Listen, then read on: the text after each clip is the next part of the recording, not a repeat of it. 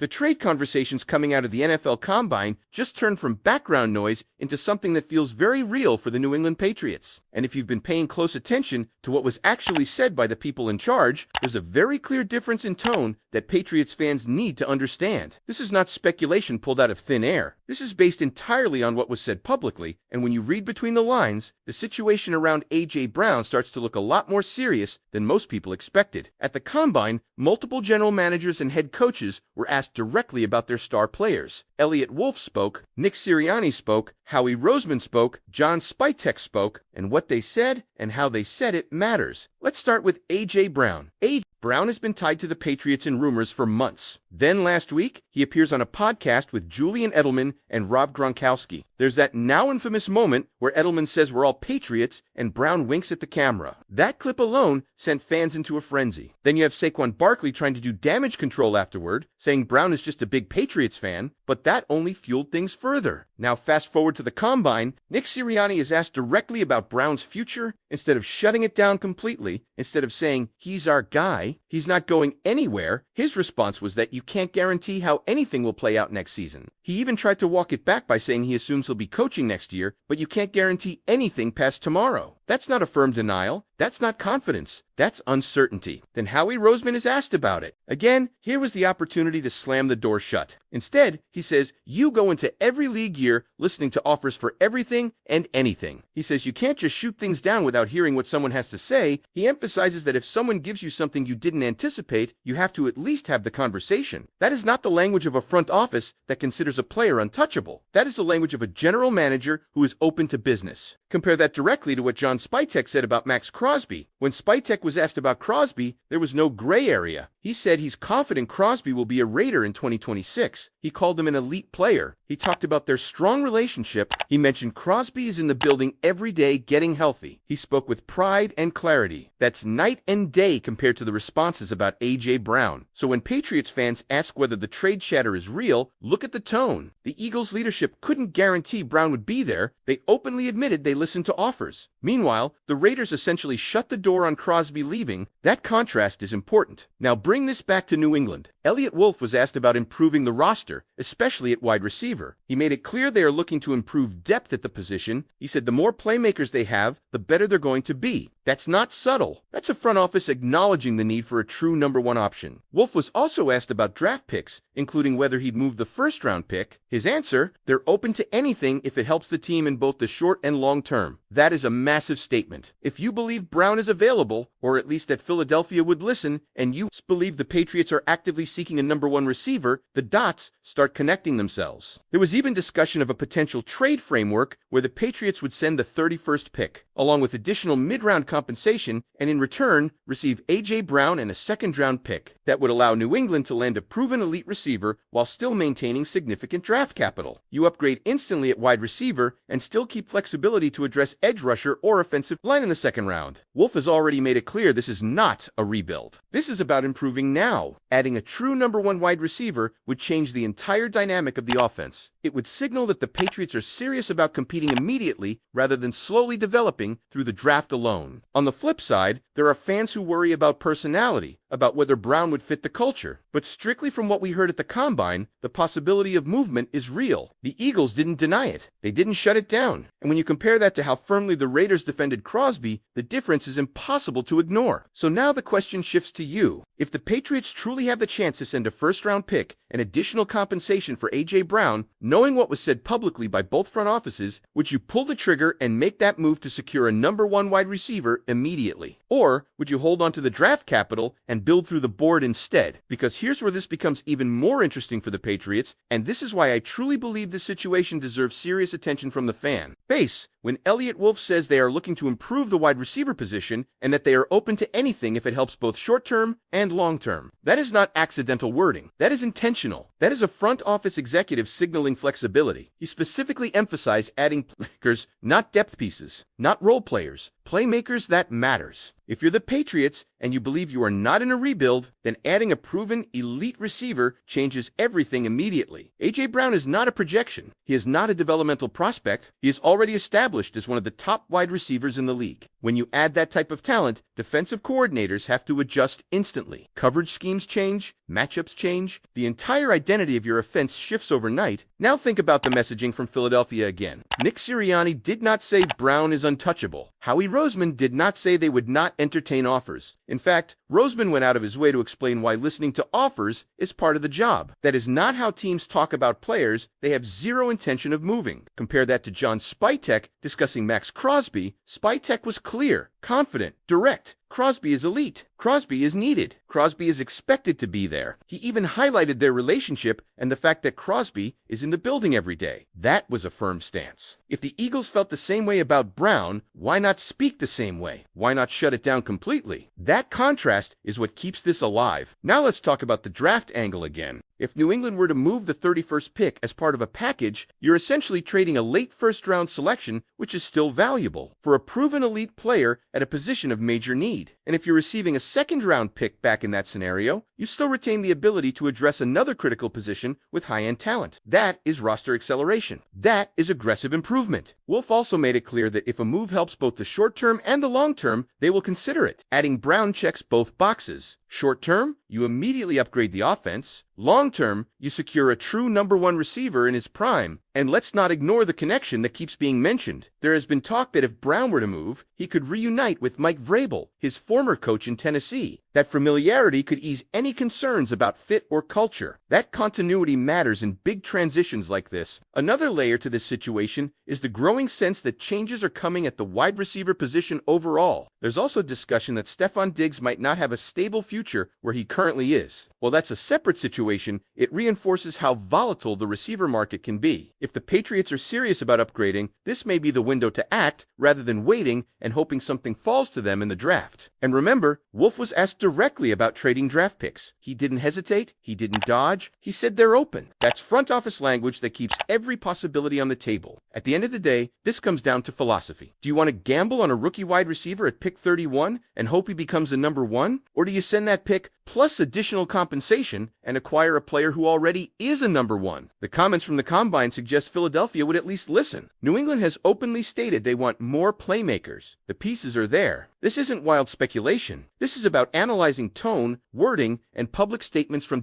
the difference between how Crosby was defended and how Brown was discussed is undeniable. And if you're a Patriots fan watching this unfold, you have to at least consider that something could be brewing. And here's why this moment feels bigger than just one trade rumor. When you step back and evaluate everything that was said, this isn't just about whether A.J. Brown might be available. It's about what kind of direction the New England Patriots are choosing to take under Elliott Wolf and the current leadership structure. The words coming out of the Combine were intentional. Front office executives don't speak casually in those settings. Every sentence is measured. Wolf emphasized playmakers. He emphasized improving the wide receiver room. He emphasized being open to anything that helps the team short-term and long-term. That's not passive rebuilding language. That's proactive roster construction. Now, layer that over what we heard from Philadelphia. Howie Roseman made it very clear they listened to everything. He did not use the word untouchable. He did not use the word core. He talked about conversations. When a general manager frames it that way, that means calls will be taken. That means proposals will at least be evaluated. And if you're New England, sitting at pick 31, knowing you need a legitimate number one receiver, and you hear that tone, how do you not at least explore it? Because let's be honest about what adding Brown would represent. It would represent a statement. It would tell the locker room that management is serious about winning now. It would tell the fan base that the Patriots are not waiting around. It would instantly elevate expectations. That's what elite talent does. At the same time, it's important to contrast this with how the Raiders handled questions about Max Crosby. John Spytek didn't hesitate. He called Crosby elite. He said they need elite players. He talked about their communication. He expressed confidence about the future. That's how you speak when you fully intend to keep someone. Philadelphia did not provide that same level of clarity with Brown. And when clarity is missing, opportunity sometimes exists. There's also the competitive element. If Brown were to hit the trade market, the Patriots would not be alone in pursuing him. That means if you truly want him, you might have to act decisively. Waiting could mean missing out. That's the risk of playing it safe. And let's address the concerns some fans have about giving up a first-round pick. Yes, draft capital matters. Yes, cost control matters, but late first-round picks are still projections. You hope they become what Brown already is. You hope they develop into a player that commands double teams. With Brown, that development stage is over. You're acquiring production. Wolf also made clear this is not a rebuild. That sentence alone shifts the entire context. If you're not rebuilding, you don't sit back and wait 3 years for development. You accelerate, and the psychological side cannot be ignored. Imagine what that does for the offense in training camp. Imagine what that does for confidence. When you walk into a season knowing you have a legitimate top-tier receiver, it changes how you prepare. It changes how opponents prepare for you. At this point, based strictly on what was said publicly, the Max Crosby door appears shut. The A.J. Brown door appears at least slightly open. That doesn't guarantee anything happens, but it means the possibility is real enough to discuss seriously. Now, the next layer of this, and this is where things could get even more interesting, is timing. If a move were to happen, would it happen before the draft? On draft night? After free agency begins? Those windows matter. The closer we get to the draft, the more leverage shifts depending on roster needs and board evaluations. And remember, Wolf's message wasn't just about wide receiver. It was about adding playmakers across the board. That tells you they know the offense must evolve. Whether that evolution comes through a blockbuster trade or through multiple smaller additions remains to be seen. But here's what we know for sure based on the combine. The Patriots are open to movement. The Eagles are open to listening. The Raiders are not entertaining Crosby movement. That's the factual landscape based on direct comments. Because at the end of the day, this is about identity. What kind of team are the New England Patriots going to be this season? That question is hovering over everything that was said at the combine. When Elliott Wolf talks about adding playmakers and being open to anything that helps both now and in the future, that is a front office defining its direction. They are not closing doors. They are actively looking for ways to elevate the roster, and when you evaluate the wide receiver position specifically, you cannot ignore how significant the upgrade would be if A.J. Brown became available and the Patriots were aggressive enough to land him. This isn't about a complimentary piece. This is about a tone setter on offense. This is about someone who commands defensive attention every single snap. The Eagles' messaging matters here. Nick Sirianni did not deliver a firm guarantee. Howie Roseman openly discussed listening to offers. Those aren't throwaway comments. In these settings, words are calculated, and when there's even a hint of openness, rival teams notice. Meanwhile, John Spytek made it crystal clear how he feels about Max Crosby. Elite player, needed confident in his future there. Strong relationship, that situation sounds stable. The A.J. Brown situation sounds fluid, and fluid situations create opportunity. Now let's think strategically. If you're New England, and you believe this roster can compete sooner rather than later, waiting for a rookie to develop might not align with that timeline. Wolf already stated, this is not a rebuild. That phrase changes the standard. If you're not rebuilding, you are pushing forward. A trade for Brown would represent immediate offensive credibility. It would instantly change how opponents scout you. Defensive coordinators would have to scheme around him. That creates space for everyone else. It creates easier matchups. It raises the ceiling. Of course,